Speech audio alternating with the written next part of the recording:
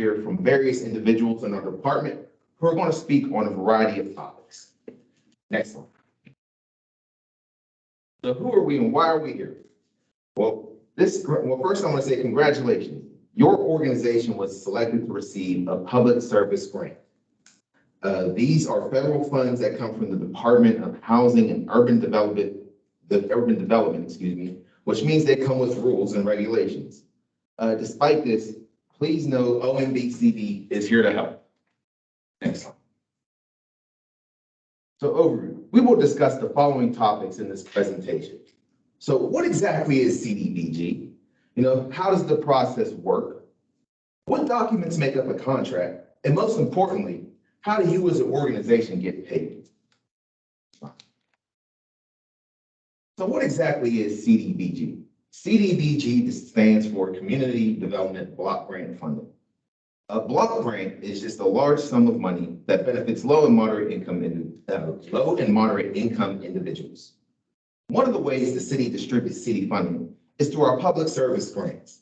And as I said moments ago, these funds do come with federal regulations. Next slide. So how does it work? Well, the city receives funds from the federal government. The city in turn provides funding to organizations like yourselves that serve low and moderate income individuals. These groups are called subrecipients. And that's you. And this is why you're here. And this is why your work is so important. So once again, we want to thank you again for all the work that you do. Next slide. So what exactly is the process? Well, there was an application process where organizations like yourselves applied. The applications you submitted were reviewed for eligibility. Applications were sent to this year the mayor's office and normally city council, and they make funding decisions. Subrecipients receive award letters once the funds are legislated, and that's where the real fun begins, because that's when you as subrecipients begin to work with our program coordinators to create your contract. As subrecipients, you'll carry out program activities and submit invoices. And eventually the city controller's office will issue a check for your invoice. And this is why we're here today. Please remember, CDBG is a reimbursement grant, meaning you have to spend money to get money. But the main reason why we're here today is to discuss the work that you as subrecipients will be doing with our program coordinators to create your contracts. With that being said and done, I'm going to turn the presentation over to our program supervisor, Joshua Rowe, and he will take you from there. Thank you, Kelly. Hi, everybody. I'm Josh. I wanted to talk a little bit about specifically the contracting process.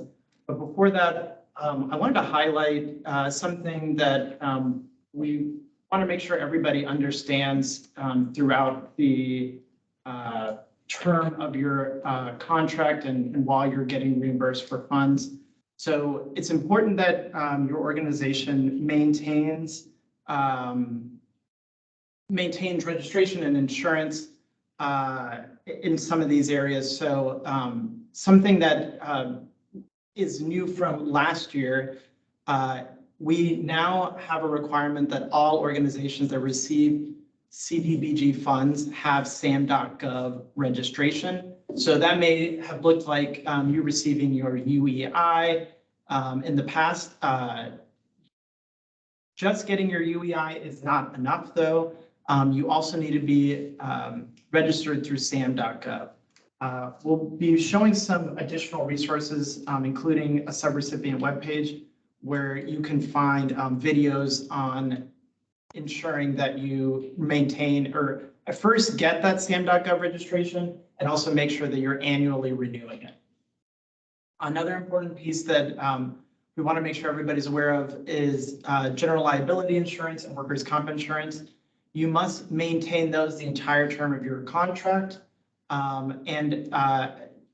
You may be contacted by the city's law department to, at the time when your insurance coverage is about to be renewed, just to make sure that we're getting the most updated proof of insurance for general liability and workers' comp insurance. And finally, I'll talk about the 501c3 nonprofit status. Please be sure that you're following all the important requirements to maintain that IRS status. In the past, there has been organizations that maybe had their nonprofit status at the point of the application, but for whatever reason, did not have their 501c3 status right before their contract was executed, and we could not sign an agreement with them. The law department checks everyone's 501c3 status before the contract is executed, so please be sure to maintain that status. And then the last thing I'll say here is that fiscal sponsorships are no longer eligible for receiving funds, so your organization must have that 501c3 status. Okay, so now I'm going to go into the process of creating a contract. So that's the first step that a lot of you all will be taking now that you received your award letter. In that award letter, there was some documentation on additional exhibits that we will need to create your agreement. So this is the agreement sort of describing how these grant funds will be spent. There was a checklist that should have went out that your coordinator sent to you. Please use this checklist please use this checklist as a reference to provide everything your coordinator needs to create that contract. On the left-hand side of this slide, you'll see all of the different things that we're going to need to build your contract, and we'll be going through each of those in a second. Finally, the contract is signed electronically, so you'll be receiving an email for that, and we'll be talking about that in a little bit. So the first exhibit that we'll talk about is your scope. This is important in describing what your program is that we're funding. It's describing how the funds will be spent. Depending on the type of project that you have, you will either be asked to provide what specific presumed benefit population you're serving. So for example, if you're serving seniors, in your scope, you would need to make sure to say how many seniors you're serving. But for many organizations, you will just be serving low mod income people or youth. And so we'll need to see in your scope how you plan on verifying beneficiary income. Your specific contract checklist will outline what information we need to see in that scope. And I'm just going to highlight for the scope and the budget in particular. These are kind of the foundation documents that we use for understanding how you're going to spend these funds. So please put some thought into the scope. It's not easy to change these out after the contract has been executed. At least the scope isn't. Okay, moving on to budget. So the budget will be describing exactly what expenses your grant will be used, or what expenses your grant will cover. This is tied to the scope. And you'll need to include all of the budget line items for your program. We'll talk a little bit more about the approved expenses when we're talking about invoices a little bit later. And then you want to make sure that your budget is only for your grant award. So even if your project, let's say you received a $10,000 public service grant, but your program is for $50,000, just tell us about how your $10,000 grant will be spent. We do not want to see sort of how your whole program is operating. We just need to see how the grant will be spent. Okay, so going a little bit more in depth on insurance, all organizations must have general liability insurance if they are receiving our funds. So your organization must have $1 million in general liability coverage. And your certificate of insurance must include the specific phrasing, the city of Pittsburgh is an additional insured in terms of general liability insurance. Now, we have and automobile insurance in brackets here, because if your program involves using vehicles that your organization operates, the city will also need to seek coverage for auto insurance and have this language at the bottom of that proof of insurance. And then, as I mentioned before, the city is going to require proof of insurance for your entire contract term.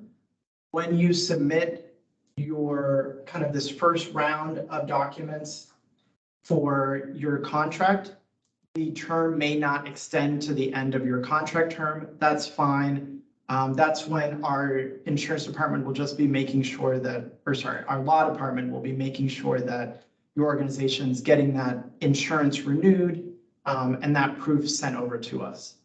If you haven't seen the Accord form or the certificate of insurance form before, we have an example in the checklist that you received. So you'll be able to see exactly what that document looks like. It's standard regardless of what your insurance company is.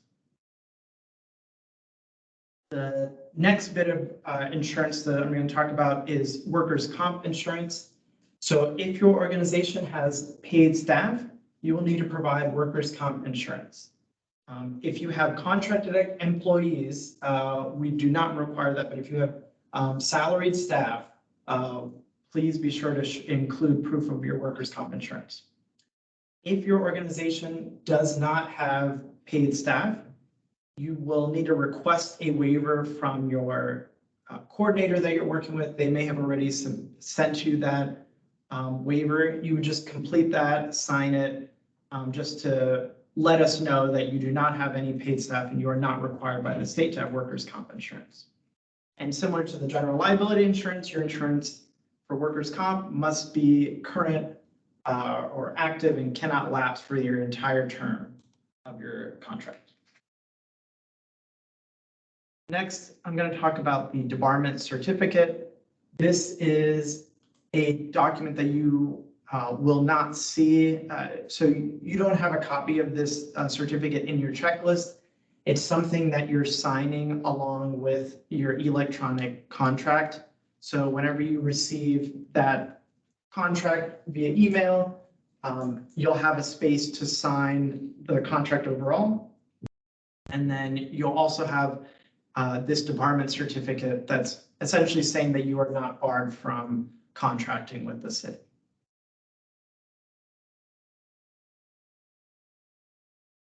Next is the statement of affiliations. So this is kind of a series of questions, a form with a series of questions asking you about your qualifications on doing this project, any previous contracts with the city, and asking about your board membership.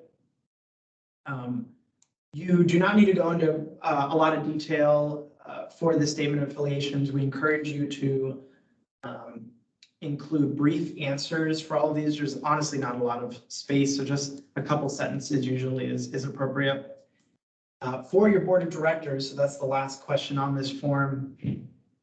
When you're listing out those directors, if you do not have enough space on the form, you can always write "see attached" and attach the full list of boards of your board of directors. That's for organizations that maybe have more lengthy, more large boards. Okay, and then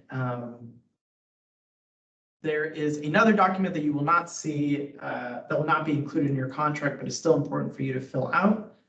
So you should have received a federal grant reporting form. That is a place where you list out all of the federal funds that your organization has spent in your last fiscal year. Please be sure to include all federal funds. So that might be other CDBG funds, including previous public service grants or previous neighborhood economic development grants, or if you receive funds from any other federal organization, please be sure to list all of those in this form as well.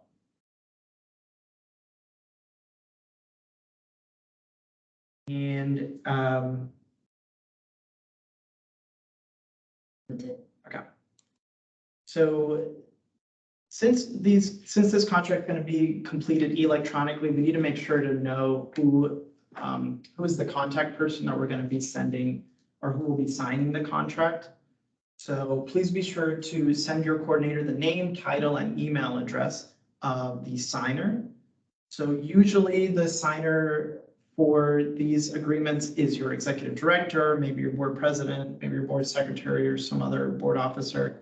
But it can also be anyone who has authority to sign on the behalf of your organization.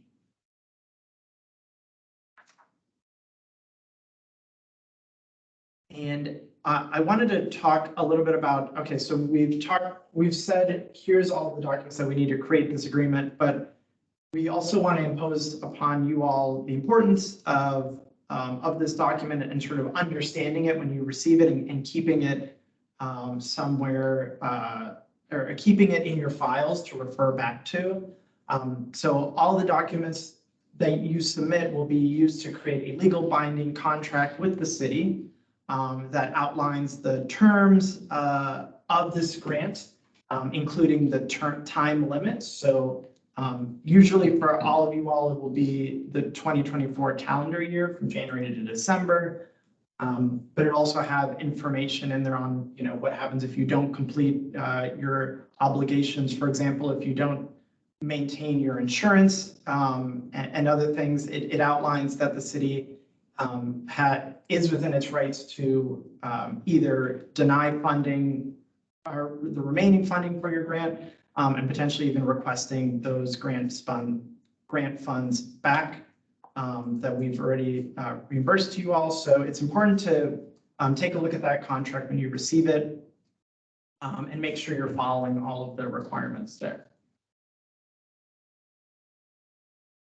And the last piece I'll talk about for the contract is we are trying to have all of this documentation submitted from you all by November 29th. The reason why we're having that deadline, one, is to make sure that we have a speedy kind of execution of your contract so you can start spending those grant funds and seek reimbursement. Because as a reminder, we cannot reimburse any funds until this contract is executed.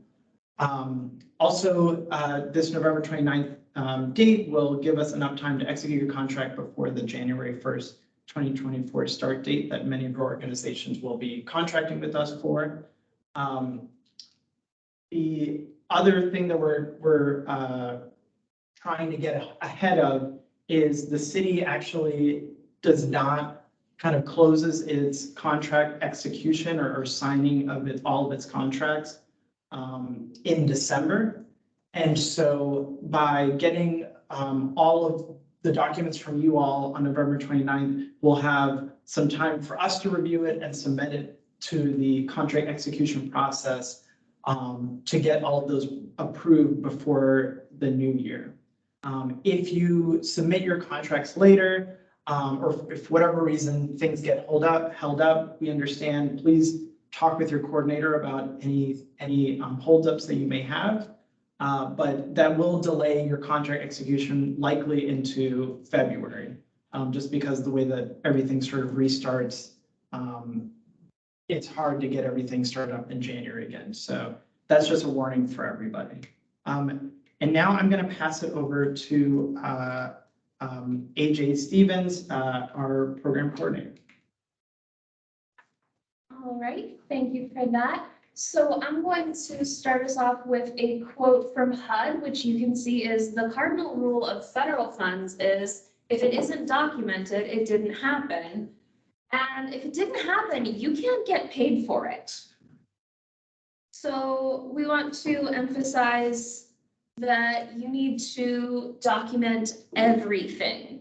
So you should be keeping a file for your organization's grant, which is specific to each grant. If you have multiple contracts, you need to have a separate file for each one. And it needs to include all of the documents your program coordinator sends you and everything you send them. And all of these documents need to be kept for 5 years after your final payment is received. That's not 5 years from the award date, it's 5 years from the final payment received. So why are we documenting? In addition to getting paid, every organization that receives these federal funds is subject to monitoring.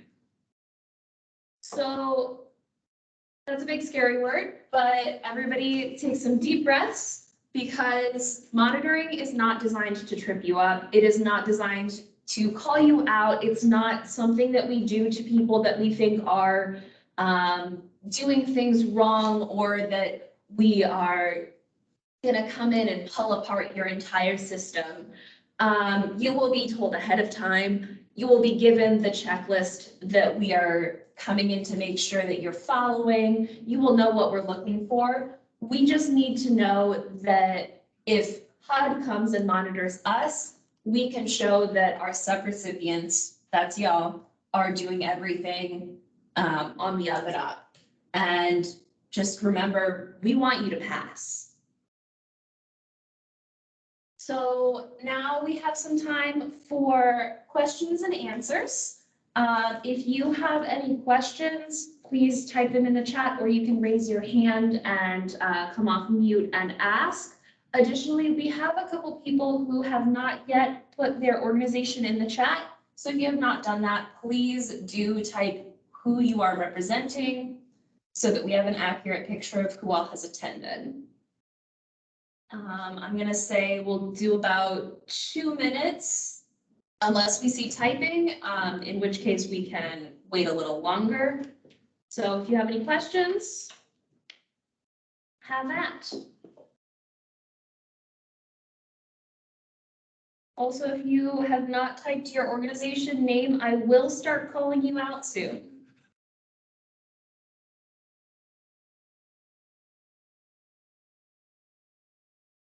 Thank you. And he's shaking his head no. No questions, okay. We see you, Andy.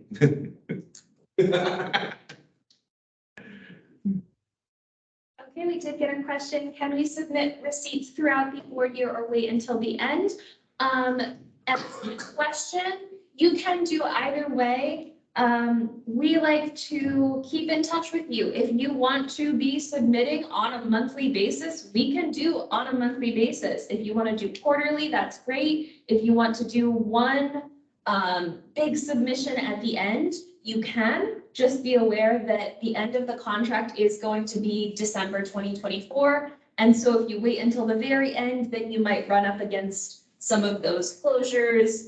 If there's any delays, then that's a problem. So if you are going to wait until the end, make sure that you're checking in with your coordinator throughout, just to be sure that you are collecting all of the documents you need so you don't have any nasty surprises.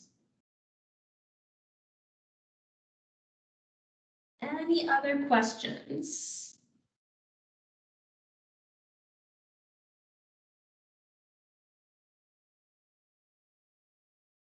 According to the list of attendees, we have one Erin who has not put their organization in. That is not Erin Erb. It is Erin EIRN. And I did say I would call you out. So please say who you are here representing. And if there are, sorry about that, Erin. Okay. If there are no more questions for the moment, I'm going to pass things over to our fiscal and contracting supervisor, Michael Knight. And again, if you have any questions in the meantime, you can type them in the chat and we'll get back to them.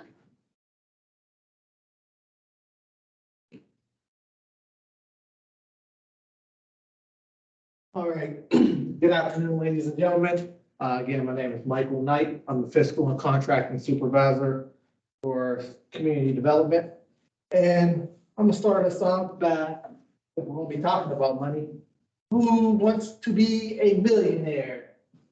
Show of hands. My hands up too, but we're gonna get you started. So earlier in the presentation, we discussed, put together a budget. When we talk about putting together a budget, we want to make sure that when you're thinking about categories that you want to use your funding for, please be as general as possible. General, vague. We don't want to get down into the weeds, and we'll go over some acceptable budget line items later, but just to give you a insight, like we want you to think about general categories and not very itemized categories when talking about budgets.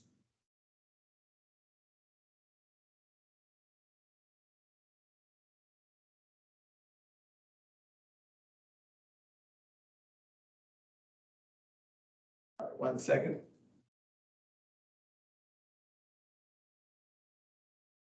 All right, so when speaking about budgets, we want to make sure that we're thinking about budget line items that can be approved. So what type of common line items are we talking about? So I'm gonna just point out a few on the screen. Program supplies. So when we talk about program supplies, if you're an organization who may go to a Home Depot, a Target, Walmart, Staples, we don't want you creating budget line items that say Walmart, Staples, Target, just general program supplies. That way it can encompass all of those different options that you choose to do, along with some other items that you may not think of. So we're putting together a budget, think about program supplies as a general topic of choice. If you're a group who's looking to be reimbursed for salary or benefits, and you have multiple people you're looking to pay, maybe an executive director or a staff accountant, we don't need that broken out, just personnel costs. And underneath of the personnel costs, we could cover wages and benefits for whomever is working on this program that you've identified in your scope. One other topic or line item is professional services. So if you have like pest control or IT support, lawn care maintenance, again, professional service. That way, we can encompass anyone that you're working with through a contractual agreement for services to help with the program of choice. And then there's, as you can see, other categories that we've commonly seen used in the past.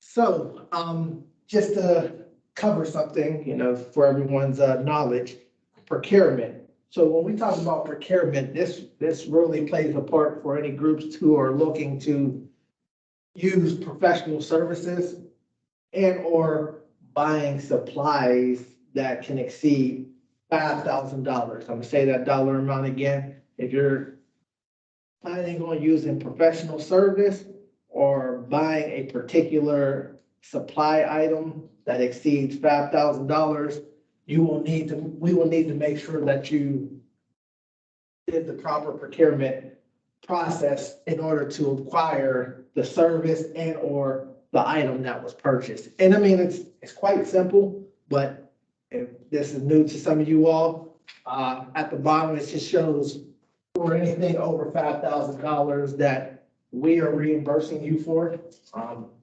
Example, professional service. We need to see that you obtain 3 type of bids, quotes, or proof of service from different competitors for you to have been able to make the selection on whoever you wanted to use for a professional service or some type of supply or equipment that you purchased. We have to see that you did your homework, you gave everyone an opportunity to submit those. So in the case that your organization, this applies to your organization, please make sure that you submit any of the quotes, application and or research that you did to acquire whatever the item or service you did. Please submit that information over to your coordinator. If you have any further questions or concerns regarding this, please reach out to your coordinator at that appropriate time whenever you think about that. So we talked about commonly used eligible line items. Now let's look at some line items that we would deem ineligible. And just the preference before I go into this, just because we said it's ineligible, doesn't mean you can't spend the money. It just means we can't reimburse you for it.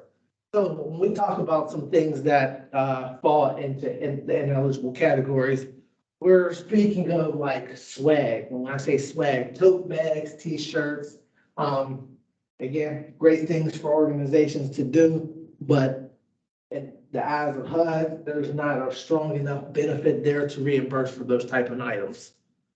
Office furniture or equipment that particularly just pertains to your organization and not the benefit of anyone to a low, moderate. Sorry, 1 second.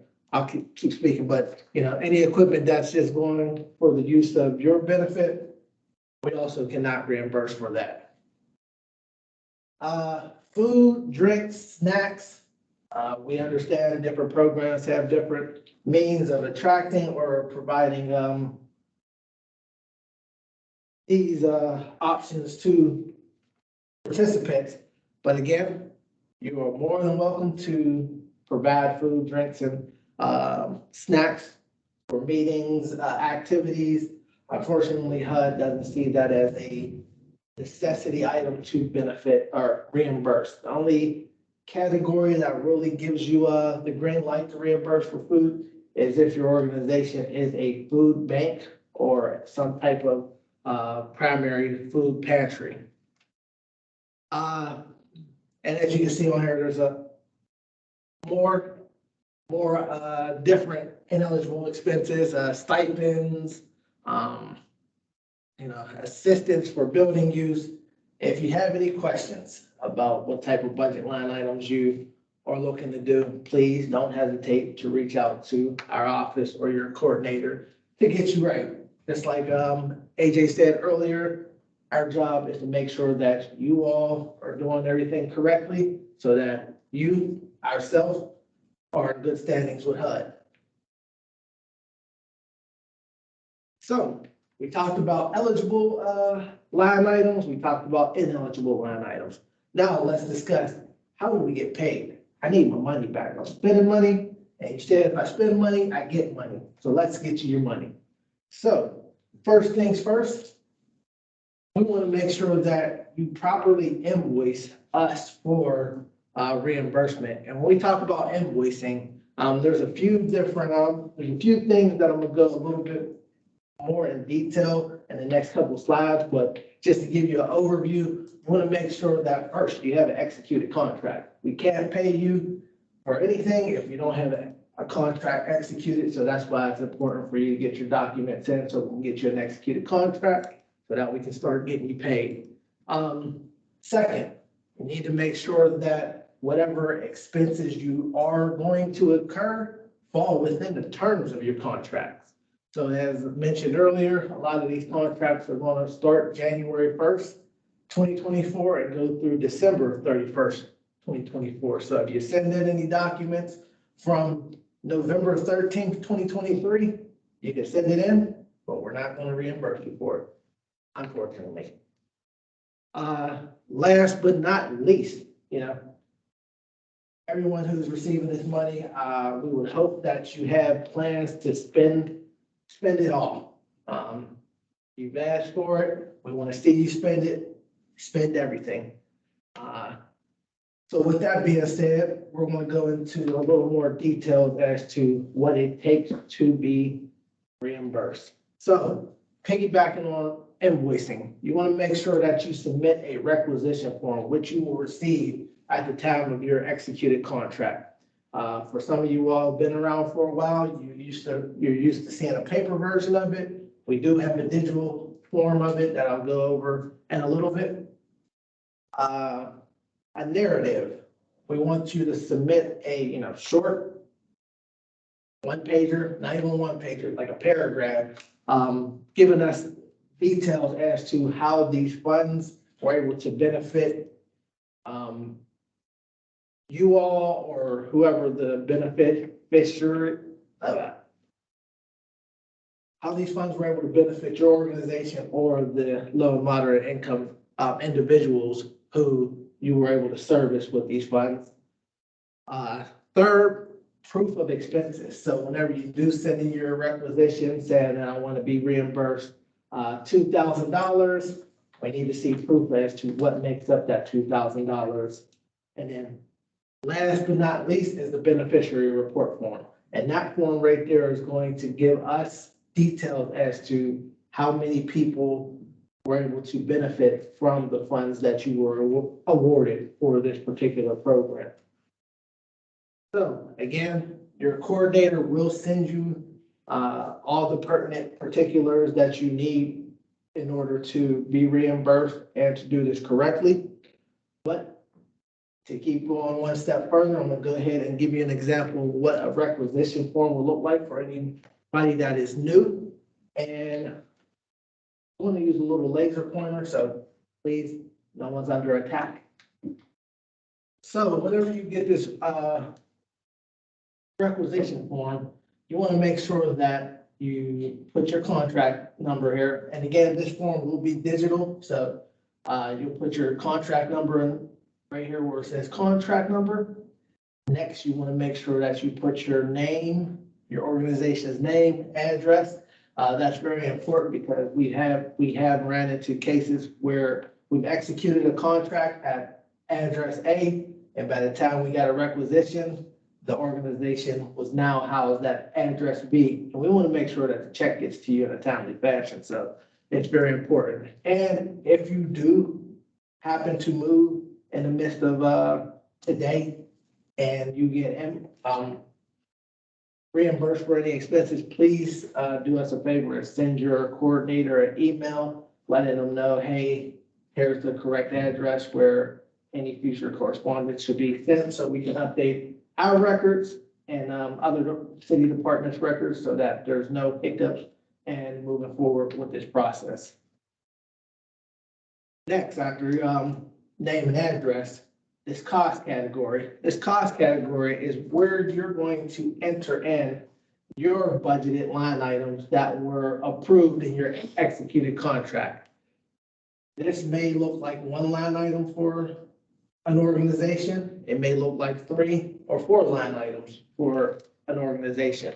Each organization is going to be different, but the one thing that should remain the same is those budgeted line items should be the same as the one in your contract. So whatever naming convention that you have in your contract will go here, and then in this budget column will be the dollar amount that you were approved for each one of your budgeted line items.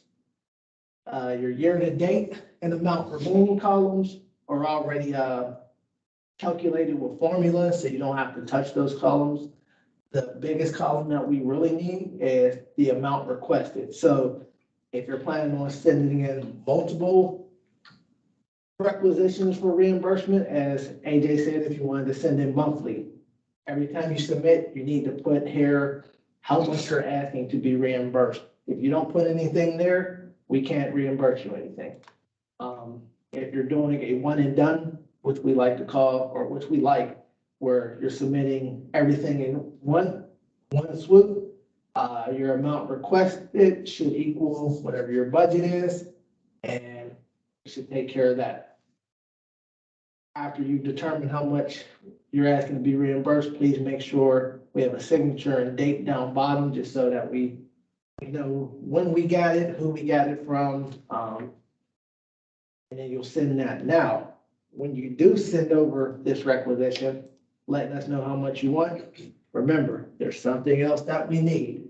And what that thing is acceptable documentation. So just real quick, I'm not gonna go through everything, but if you were a organization who had professional service, supplies, utilities as your budgeted line items. Utilities, we want to make sure that we're getting your utility bills that shows the address as to where the service is provided.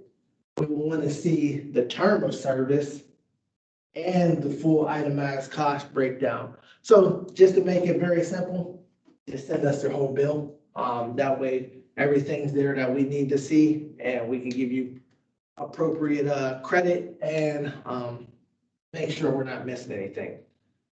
I will say this, or this is sometimes not a bad thing, but we don't pay close attention. Usually that first utility invoice that you would submit, we'll say for July or for January, just because we received that bill in January doesn't mean that the services for that bill came in January. 9 times out of 10, you're paying your January bill for services that happen in December. So in that case, if that term doesn't overlap into January, then those costs will not be reimbursable. So just to keep that in mind.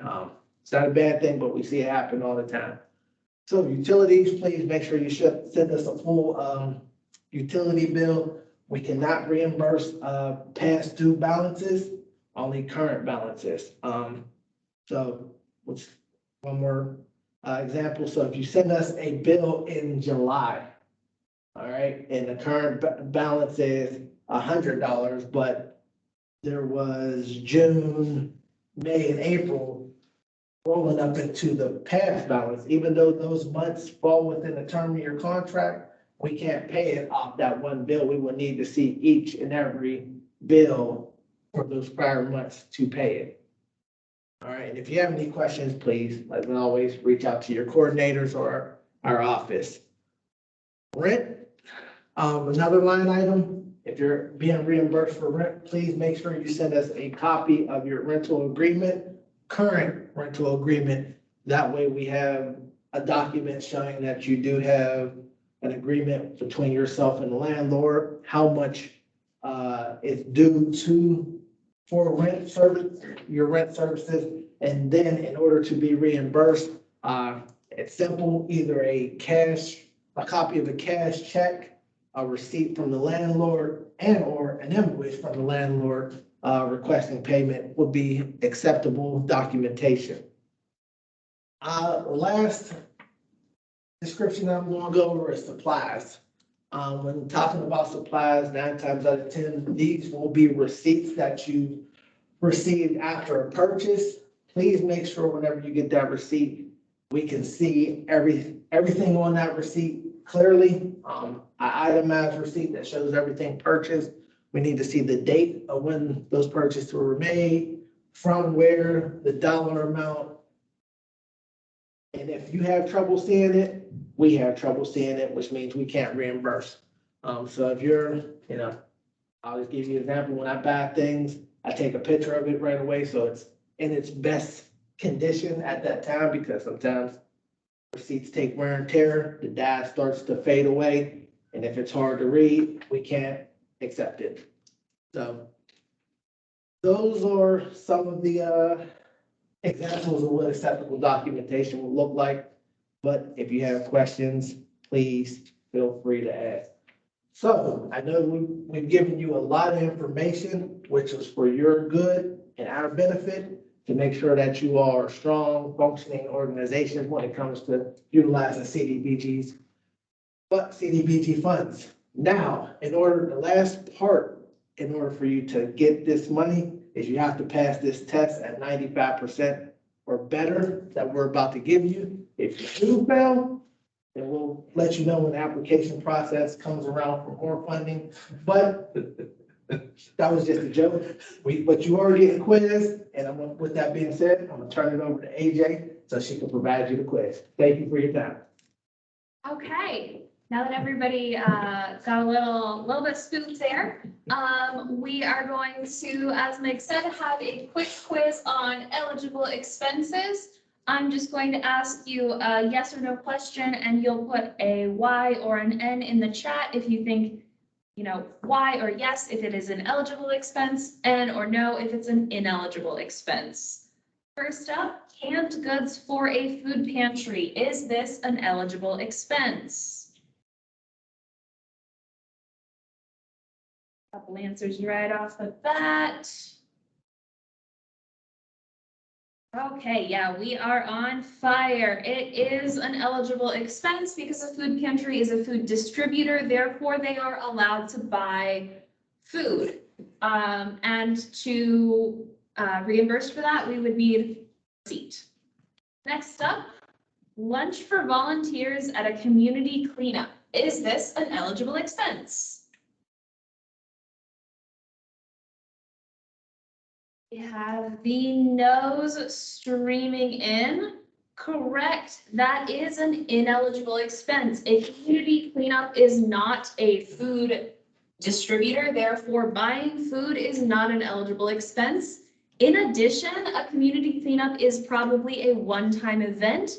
And as a general guideline, we steer away from one-time events. We are more about sustaining programs. Next up is salary and benefits. Can you be reimbursed for salary and benefits?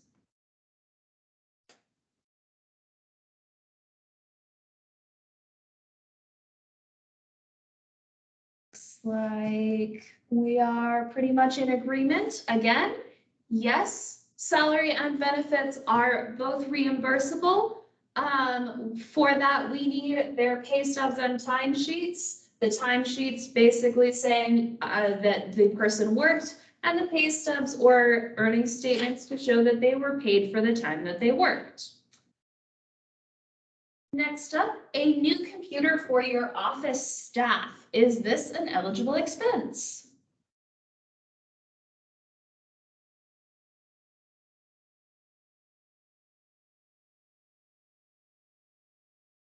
Okay, maybe a little more divided here, and maybe a little more confused, not getting quite as fast of responses. Everybody's thinking about it. Okay. A new computer for your office staff is an ineligible expense. The funds are to be used for beneficiaries, meaning if the computer was for your beneficiaries to use, that could probably be eligible, but if it's something that just your staff is using, a piece of equipment like a computer, then that is not going to be an eligible expense. Next up, insurance. We require insurance. Can we reimburse you for it?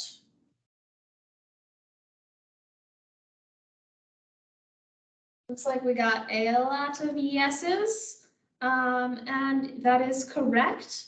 So as Meg said, we need an invoice and we need to just see the term of the insurance in order to reimburse for it. And the final question of this quiz, what is the date by which you should submit your contract documents? When do we need those? Okay, great. ASAP, like that, like your style, Andy.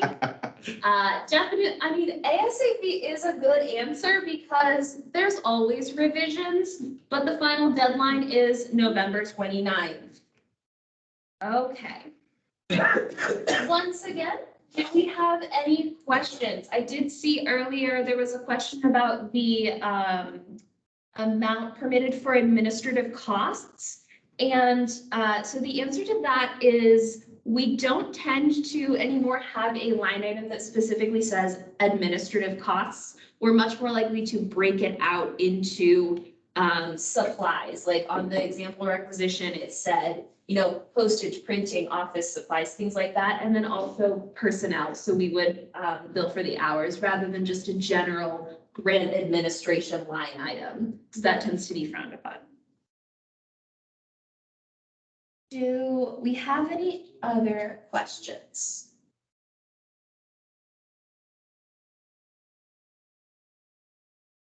Is there a way to get the slideshow emailed to me? Yes, so everyone who has attended, do we have a list of everyone's emails? Did they register? They didn't register. Okay, Yeah. yeah, so if your program coordinator emailed you about this presentation, then yes, we will have them email you the slides, and then also the recording will be made available on our website. So if you haven't got it by, I would say, end of day tomorrow, email back the person who told you that you're getting money and ask them for the slides. Any other questions?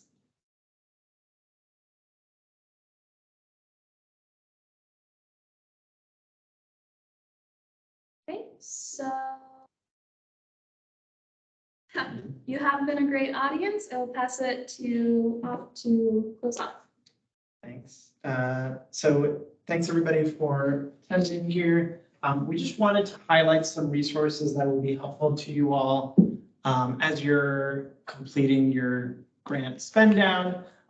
We're putting number one, we've mentioned it multiple times, your program coordinator is your number one resource. They're the ones that are going to help navigate you through all of the different process that you're going to need to, and sort of all the different edge cases and particular, because sometimes people have particular projects that are unique and don't fall into maybe our written out explanations that we have online and around. So they'll help you navigate through all of those things. The other resources, we also talked about your contracting checklist. So you should have received that along with your award letter, listing out all of the things that you need to submit to us to create your contract. You'll be able to access when you receive this, these slides, a link to Playing by the Rules for Subrecipients. That's a HUD resource. That's a little, it's much more expansive, much more detailed on all the requirements that HUD has for subrecipients. It includes organizations that are funding, maybe very particular projects that require a lot more regulations than what we talked about here today. There's also the HUD Exchange website that has kind of forums and other things from HUD talking about CDBG funds. And finally, we've set up a page for subrecipients to see a lot of different resources, including different checklists, information about getting your SAM.gov registration, and other sort of links and resources that will be helpful for you after this session. So please, whenever you receive this, click through these links and check all of these things out. And I hope that this was all really helpful for you all, so you can be sort of as quick as possible getting your contract information in and then getting those funds spent down. But yeah, I guess on behalf of everybody here at OMB Community Development, thank you all for your time, and we'll stick around a little bit if anything else comes up, if you have any additional questions. But for everybody else, goodbye.